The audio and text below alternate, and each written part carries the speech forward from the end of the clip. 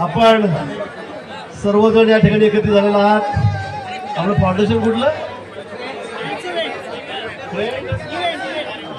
Friends event.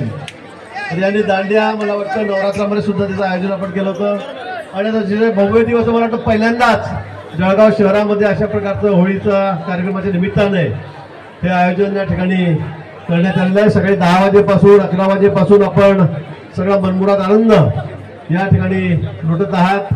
आपल्याला होळीच्या धुलिवंदनाच्या सर्वप्रथम मी मनापासून सर्वांना शुभेच्छा देतो।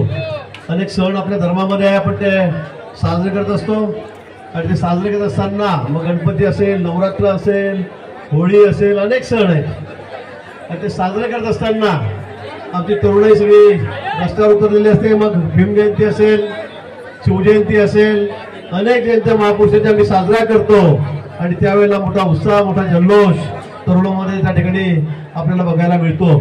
आज होळी आहे, सर्व राज्यभर, देशभर, जगभर ज्या ठिकाणी आमचे हिंदू धर्मीय आहेत ते सगळे हा उत्सव मोठ्या धूमधडाक्यात साजरा करत आहेत, उत्साहात साजरा करत आहे आणि आता आपण जळगावमध्ये सुद्धा हा होळीचा उत्सव साजरा करीत आहात।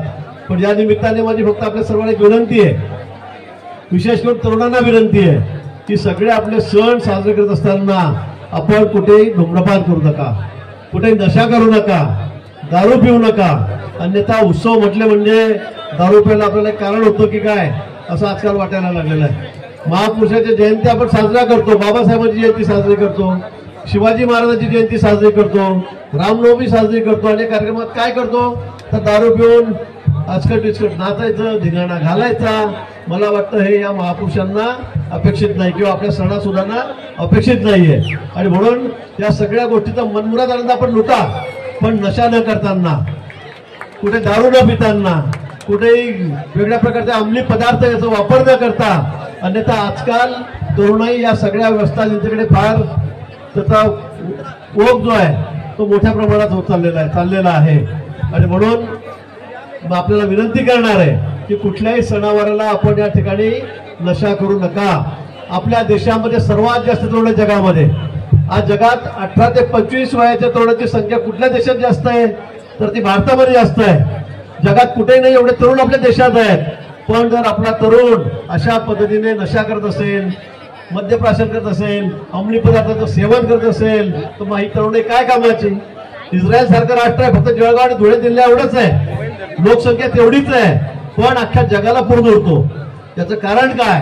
तिथला लहान मुलगा असेल, मुलगी असेल, तरुण असेल, हा देशभक्तीने प्रेरित झालेला आहे, ज्वालामुखी आहे, त्याच्या रगारागामध्ये त्याच्या देशाबद्दल प्रेम आहे आणि म्हणून त्या ठिकाणी इस्रायल सारख्या छोट्याशा देशाकडे अमेरिकेची सुद्धा वाकडं नजर बघण्याची हिंमत होत नाही।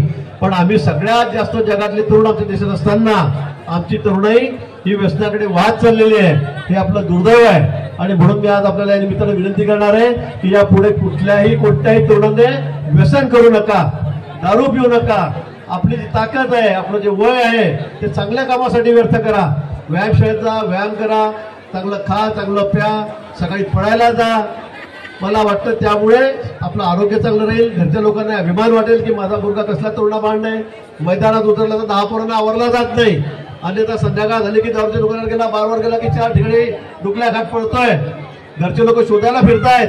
मला वाटतं हे आपल्याला अपेक्षित नाहीये आणि म्हणून होळीच्या पुन्हा आपल्याला या निमित्ताने शुभेच्छा या ठिकाणी देतो। आपल्याकडून मी सांगितल्याप्रमाणे आपण धूम्रपान करणार नाही अशी अपेक्षा या ठिकाणी व्यक्त करतो आणि आपल्या सर्वांना पुन्हा मनापासून शुभेच्छा देत या ठिकाणी थांबतो। धन्यवाद। जय हिंद, जय महाराष्ट्र, जय श्रीराम।